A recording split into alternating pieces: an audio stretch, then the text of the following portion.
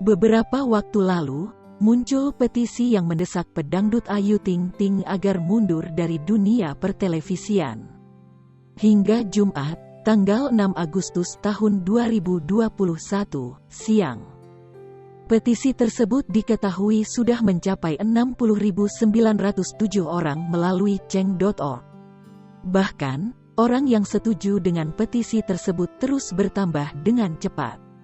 Dikutip dari tribunnews.com, jumlah ini meningkat hampir 2 kali lipat hanya dalam waktu 2 hari.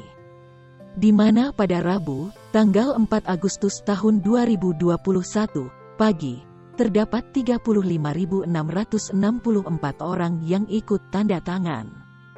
Petisi untuk pelantun Sambalado itu berjudul, Blacklist Ayu Ting Ting dari Dunia Pertelevisian.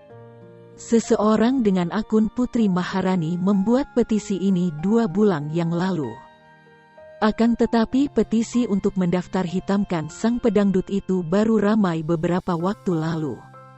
Putri Maharani membuat petisi itu dengan alasan soal sikap arogansi Ayu Ting Ting saat tampil di televisi.